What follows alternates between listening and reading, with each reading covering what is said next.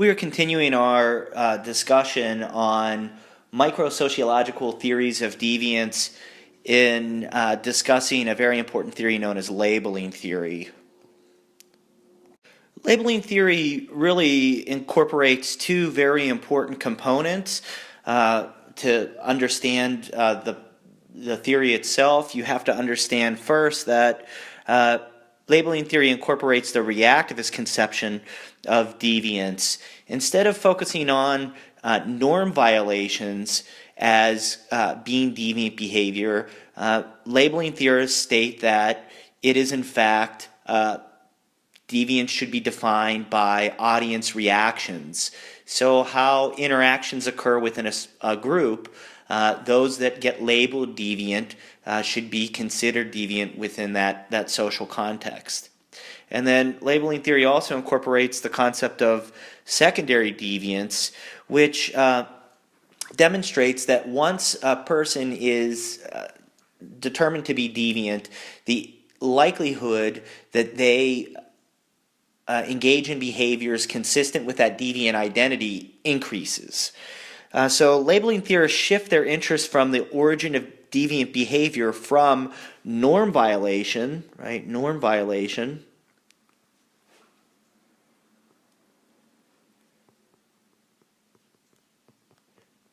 to characteristics of social reactions and the consequences of those labels as that occur as a result of the societal reactions.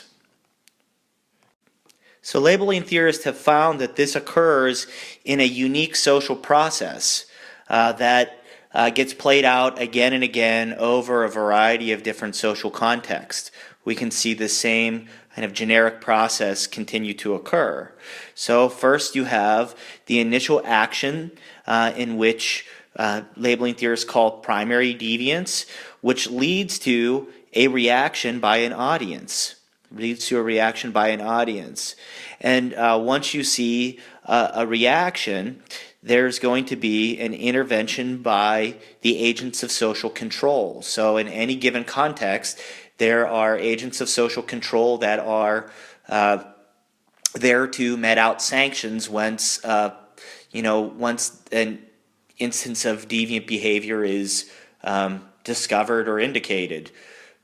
Great example of this in relation to juvenile delinquents is the teacher in the classroom. A teacher, once they view or see an initial action that they determine to be deviant, they're there to intervene. Interventions include the decision to apply a label, and if there is a decision to apply a label, calling a child a cheater or a bad kid or what have you, there's going to be a behavioral change that occurs towards that individual. So kids who get labeled cheaters or get labeled as bad kids, that changes the ways in which interactional patterns take place in classrooms and in the context of the school. Just as when we label someone criminal, behavioral patterns or interactional patterns change between that individual and other members of society. There's going to be a revision of the self-concept. So people who are labeled, children who are labeled bad kids, or adults who are labeled criminals come to think of themselves differently than they did before that label was applied. And oftentimes this leads to the acceptance of that deviant label, which then leads to further consequences in terms of that person or that child's actions. So aside from looking at the process of labeling, labeling theorists also focus on how deviant labels get applied. Who has the power to label? There's rules that labeling theorists have found about how deviance is defined and who gets defined as deviant. Society singles out certain individuals and groups for that type of labeling. And it really has to do with the relative power that different groups have within society and their ability to exercise that power in either shedding a label or in labeling other groups or individuals within society itself. So you see examples where there's similarly powerful groups that engage in kind of fierce competition with one another to either shed a label or to label another group.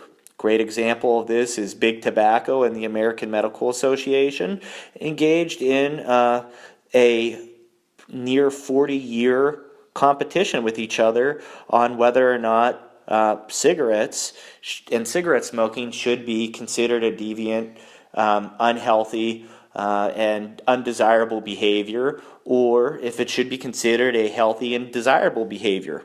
And really, we only saw the end of that stigma contest, 10 or 15 years ago.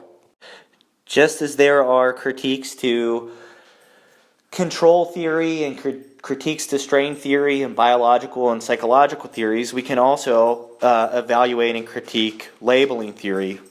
So one of the major critiques is that the label doesn't really create the initial behavior. So even though labeling theorists say we shouldn't look at norm violations, we shouldn't concern ourselves with norm violations, this doesn't really get us anywhere whenever we're thinking about this first initial action or primary deviance that leads to this entire social process where labeling and secondary deviance eventually occurs. Labeling theory also has a lot of difficulty in explaining how much of a societal reaction is needed to effectively label a person as being a deviant or otherwise.